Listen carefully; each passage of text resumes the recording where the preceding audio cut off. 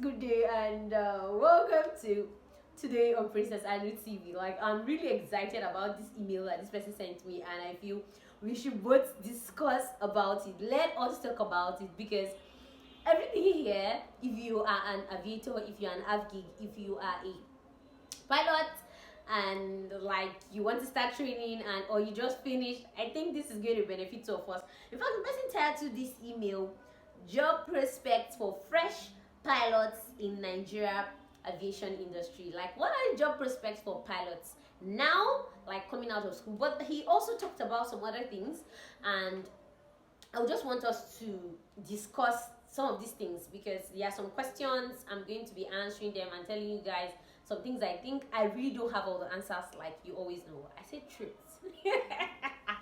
I don't have all the answers, but I'm going to be telling you a sincere truth of what I know concerning some of these things that he has talked about, and what are really the job prospects, especially now after the pandemic.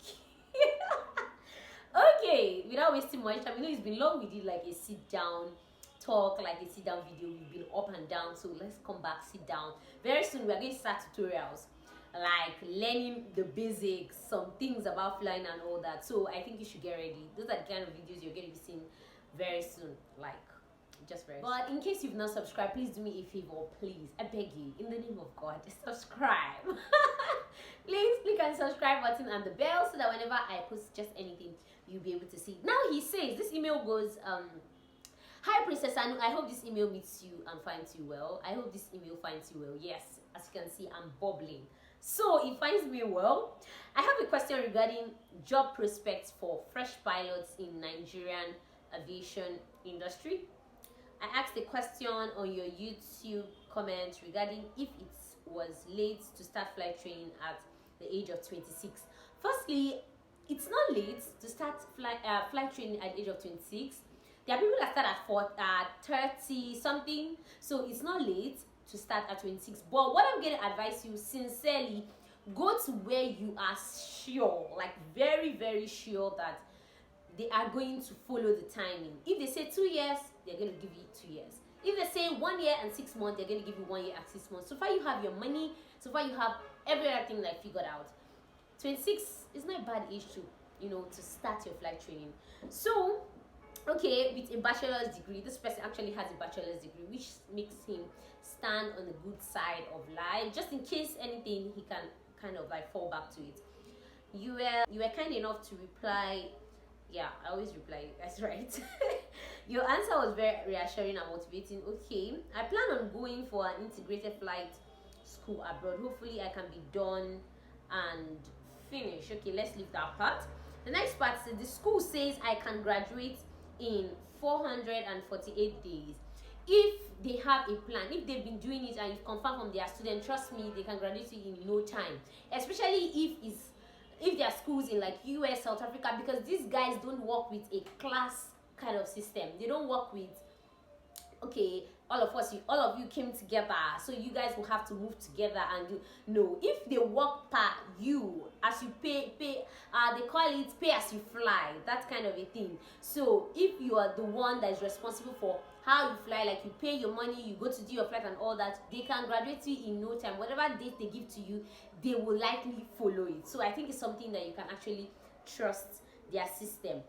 Okay, with CPL license, frozen ATPL theoretical credits, okay, MCC and a type rating. Wow, that means this school fees is really going to be expensive if they are adding a type rating to it. So I really don't know what to do. I don't want to know what the cost of your fees will be, but that's fine. Okay, let's go to the main question part of this. So now the questions here are: what are the impacts of COVID in Nigerian aviation industry? Assuming I graduate in like 2 years, things should have gotten better in the industry by then. Yes. Well, I think it's not really COVID that has affected this Nigerian aviation industry. There were a lot of things, like COVID has changed a lot of things, but I can tell you the truth that the economy generally, plus governments and all that, has really affected aviation industry now. That doesn't mean some people are not finding it very super rosy. Let's not lie to ourselves. No matter how bad the nation is going to be, no matter how humpy and whatever is going to be, there are still some people that are going to like enjoy life, like flex it all. Like there are people that are going to have the best time. So whatever we are looking at it, oh, COVID has affected or it has not affected, there are still people that are buying cars, making the best use of their life. They are doing great things. They are buying aircraft. They are buying private jets. But generally, I'm going to be telling you, it's the economy of the nation that has really affected the aviation industry. And you can see, in fact, I went somewhere and, you know, they were talking about the fact that before, you will see airlines sponsoring like a lot of persons, either flights go abroad, flights to Nigeria, every single place that they'll just pay the money, like they pay the money fully paid. I don't mean like half paid. These airlines do this for you, and you're expected to come back like and work with them. And even when you come back and work with them, they will still train you. But now these things are not the same way it was, and you keep hearing things like, there's no money, and that's why. And so it's generally the economy that has affected the aviation industry.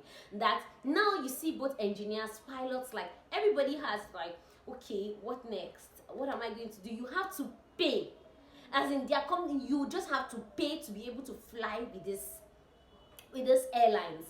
Sometimes you have to like pay to go do your type rating. Sometimes you have to pay to get one or two things to be qualified. Even if you go get your type rating, sometimes you have to pay to build that specified like hours to get maybe 500 hours or 1000 hours on their machine. I'm telling you, like, you graduated and you have to pay to get some hours on the machine. So it's not really about COVID. It's not about the pandemic.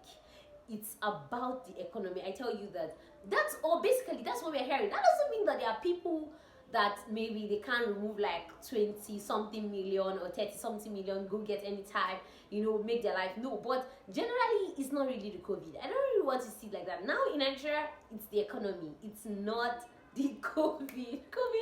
I think, yeah, COVID affected us, but a lot of things that are happening now is not actually because of the COVID. So I think you should just take your mind off that is the COVID affecting. So the next thing is, okay, he says, my ultimate dream is to become a captain and to move into the international airlines. Now let's talk about the prospects. What I'm going to be advising you now is that start making connections even while you are still in training. Whether you're training in Nigeria or you're training outside Nigeria, any company in quotes that you're looking forward to working with, any company that you are already eyeing, oh, is it this airline? Oh, is it that airline?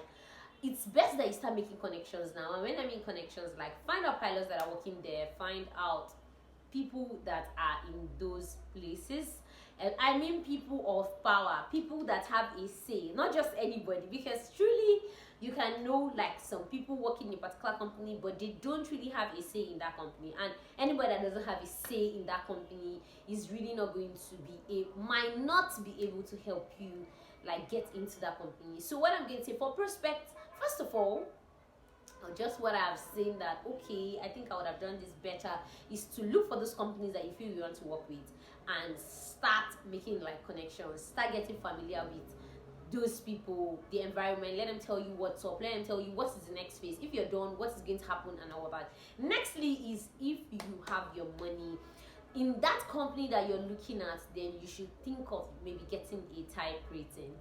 Most of what I've seen now is that people that have type ratings even have a like better edge. And when I mean type ratings, like maybe a type rating on the machine that company is flying, or what is rampant at that time. Like, you know, here in Nigeria we have a lot of 737s, though even when they say the 737 pilots are really so much and they really like, a lot of people have 737 rating, but I think even when you have the 737 rating, it still gives you a form of edge, you know, compared to somebody that is just fresh out of school, not even having any rating at all.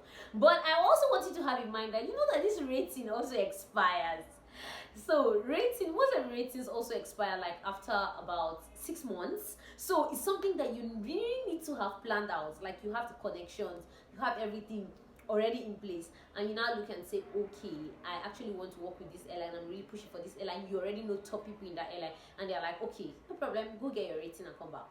whoa, then you have a better edge. Those are the prospects that you're going to be getting. But if you're just fresh out of school, you don't have money, you don't have your rating, you don't have anybody, pam pam pam. I tell you, it's not a good one. Sorry that I'm just being like, when I think about this whole thing, sometimes it wants to get overwhelming, but just tell yourself, breathe in and out, it's gonna be fine. Just know it's gonna be fine. So guys, seriously, when you talk about prospects for fresh pilots, especially in Nigeria, now I tell you that it's really a long thing, especially if you don't have the amount of money maybe to go do your type, or you don't know anybody there, because there are people that finish flight school today and they are called like the next day to come and start working. This is not a joke. I tell you, these things happen even here in Nigeria. Yeah. Imagine if your father is the owner of, let's say, Dana, or the owner of Epis, or the owner of, come on, which other airline? Or maybe your father is the governor of Ibom Air. No, correction. Ibom Air is actually an airline. Of Akwa Ibom. So you can see it's really going to be easy for you to like get in. So that's what I mean. Like, when you have the connection, probably you have the money, or you have your type rating, and you kind of know people.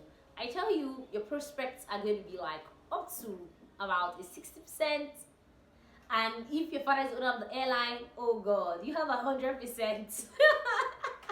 So guys, these are some things I felt we should talk about today. And when I saw that email, wow, I was like, we need to talk about this. So guys, let me meet you next time on the same channel. Keep watching Princess Anu-TV, and don't forget, stay safe, be fine, be happy, and live your best life, because obviously that's all we got.